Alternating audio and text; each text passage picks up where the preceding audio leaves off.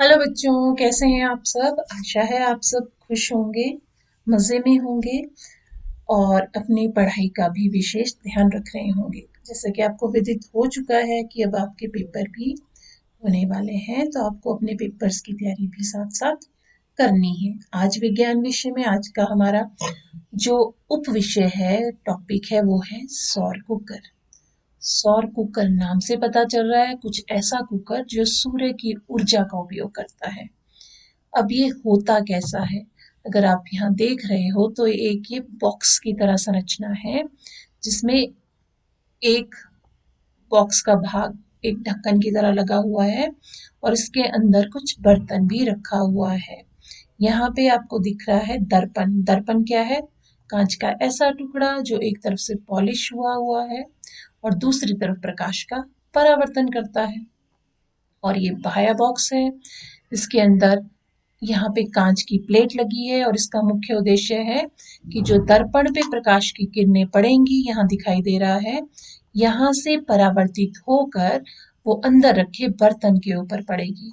और अगर इस बर्तन को हम ध्यान से देखें, कभी अगर सोलर कुकर सच में देखने का हमें मौका मिलेगा आप सबको, तो आप देखोगे कि उसके अंदर जो बर्तन होते हैं उनके ऊपर काला रंग किया जाता है। और काला रंग जो है वो मुख्य उद्देश्य उसका ये रहता है कि काला रंग जो होता है वो ऊष्मा का सुचालक होता है, वो ऊष्मा को अपनी ओर आकर्षित करता है। अब सौर कुकर क्या है? ये एक ऊष्मारोधी पदार्थ का बक्सा होता है और जिसके आंतरिक धरातल और दीवारों पर काला पेंट किया होता है और उसको किससे ढका जाता है? कांच की शीट से ढकते हैं। समतल दर्पण को इस तरह से समायोजित किया जाता है, इस तरह से एडजस्ट किया होता है कि सूर्य की किरणें, जैसा कि इस चित्र में दिख रहा है कि सूर्य की किरणें उसके ऊपर पड़े और परावर्तित होकर बॉक्स में पड़े। जो उसके अंदर बर्तन रखे हुए हैं काला पेंट किए हुए, उनके ऊपर पड़े और उसकी वजह से उसका उच्च ताप बन सके, उसमें ऊष्मा अवशोषित हो सके, वो भोजन को बनाने में सहायता कर सके। और इसका एक बहुत महत्वपूर्ण फायदा ये है कि 2 से 3 घंटे के अंदर अंदर बॉक्स के अंदर का तापमान 100 डिग्री से 140 डिग्री सेल्सियस तक हो जाता है। अब सौर कुकर के फायदे क्या हैं? हमें सौर कुकर को प्रेफर क्यों करना चाहिए? क्यों करना चाहिए? क्योंकि उसका सबसे बड़ा फायदा है कि जब जीवाश्म ईंधन जो होते हैं हमारे आसपास, जैसे कोयला है, पेट्रोलियम है, हम इसका उपयोग यानी सौर कुकर का उपयोग करके उन जीवाश्म ईंधनों की बचत कर सकते हैं, उनको बचा सकते हैं। क्योंकि हम जानते हैं कि कोयला और पेट्रोलियम हमारे पास सीमित मात्रा में है, बहुत ज़्यादा नहीं है और इनको बनने में करोड़ों वर्ष लगते हैं। तो इसका उपयोग हमको वैसे ही बड़ी समझदारी पूर्वकता से करना है। लेकिन जब हम सौर यंत्रों का उपयोग करना शुरू कर दें तो काफ़ी हद तक जीवाश्म ईंधनों की बचत की जा सकती है। दूसरा फायदा है, जब कोयला जलता है तो प्रदूषण होता है, धुआं फैलता है, लेकिन सौर कुकर के केस में ऐसा कुछ नहीं है, प्रदूषण नहीं फैलता। तीसरा, इसमें जो खाद्य पदार्थ बनाए जाते हैं उनके पोषक तत्व नष्ट नहीं होते।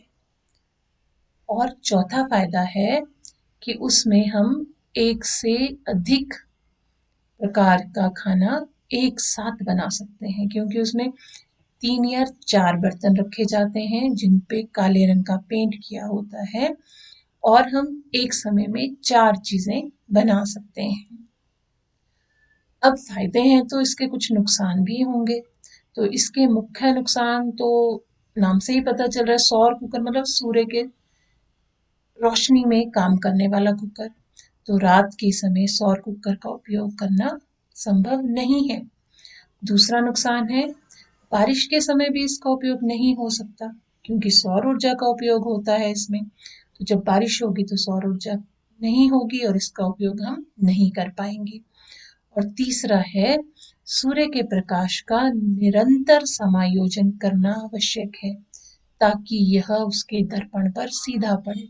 इसका मतलब ये हुआ कि जब हम सौर कुकर में खाना बना रहे हैं तो सूर्य की दिशा में हमको इस कुकर के दर्पण को मोड़ना भी पड़ता है, उसी एंगल पे रखना पड़ता है ताकि सूर्य की किरणें सीधी इस दर्पण पे पड़े और दर्पण से परावर्तित होते हुए समतल दर्पण के अंदर रखे हुए बर्तनों पे पड़े और हमारा खाना जल्दी से तैयार हो जाए।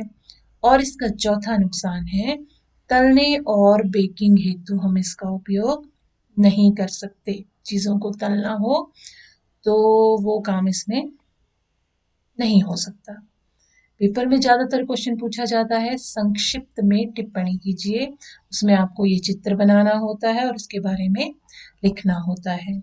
या तो आता है सौर कुकर के लाभ बताइए, सौर कुकर के लाभ आपको समझ आ गए आसानी से। या फिर आता है सौर कुकर के उपयोग की हानियां क्या होती हैं।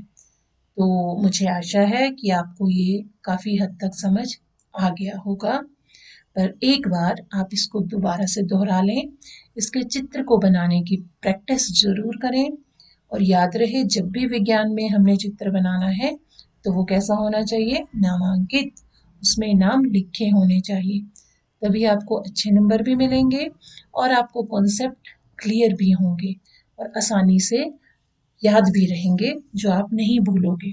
आज के लिए इतना ही। Okay, thank you, bye bye.